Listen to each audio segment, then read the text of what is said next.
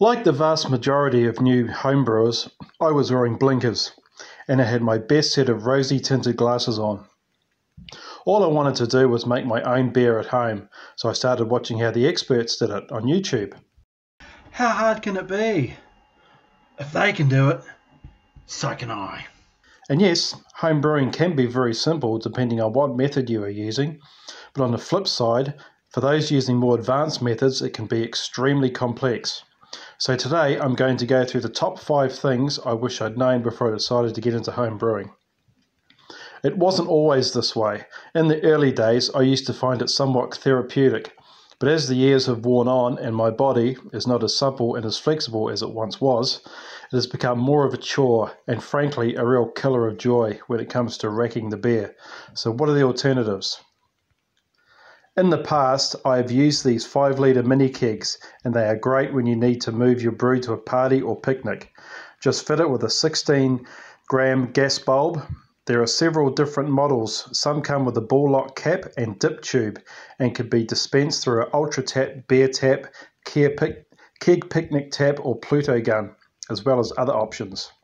Kegging can be a game changer, and it is relatively simple to set up. It takes a fraction of the time to wash, sanitize and fill than bottling. Not to mention you can condition in the keg as well as a more consistent carbonation level than bottling, as well as far less chance of oxidation.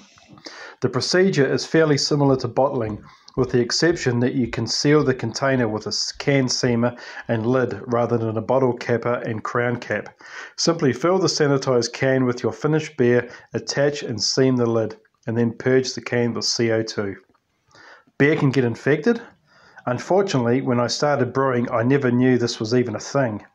Isn't this just the way it's supposed to taste? I would convince myself it was nothing, and just the way homebrew tastes. But unbeknownst to me, my first few batches were either infected or were suffering from a variety of off flavours. Described as a kind of mix between band-aids and medicinal type flavours, phenols are created in beer by several causes, including certain strains of yeast or poor sanitation practices, sparging too hot, and even some chlorine-based sanitizers. Sometimes when beer is fermented slightly too warm than what is ideal, it can produce what we term as fusel alcohols, which in a nutshell are longer chain alcohols that form in more humid environments. This flavour in the beer can sometimes not always be eliminated with aging. Ever poured a beer, took a sip and thought to yourself, why does this beer taste like popcorn? A byproduct of fermentation is diacetyl. It is produced and cleaned up by yeast.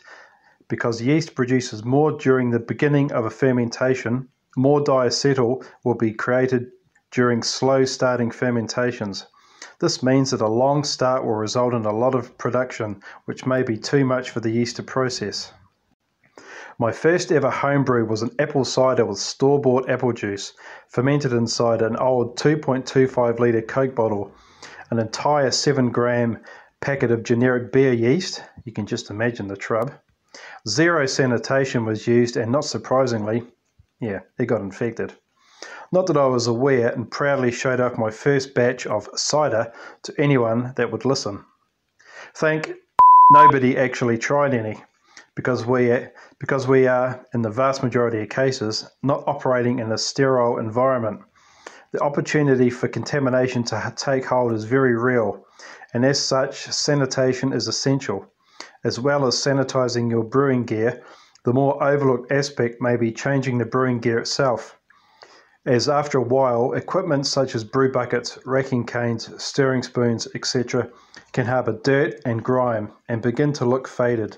This is a sure sign it's time to invest in some new gear. What the is Brewer's Block?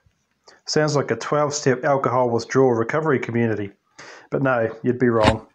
Brewer's Block is when you seem to have lost your passion for brewing and decide to step away from the hobby for a while, for whatever reason, or perhaps life just gets in the way.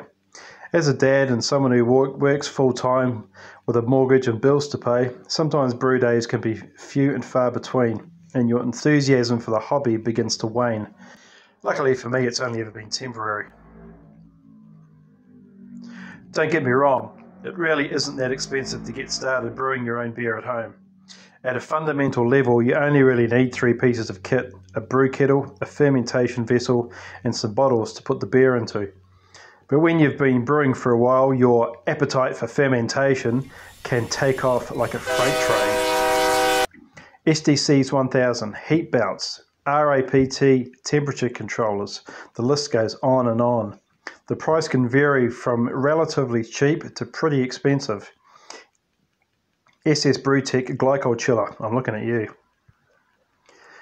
There is more to kegging than just kegs. Taps, towers and their accessories, connectors, keg parts, disconnectors and couplings. CO2 accessories are all a part of making your kegging setup work. As you progress in your homebrewing, you will more than likely want to step up your game, be it a step up in method, all grain, which inevitably means a step up in brewing equipment. With the introduction of all-in-one brewing systems such as Grainfather, Brewmeister, and RoboBrew and Brewzilla, the commercial brewing scene has effectively found its way into people's homes.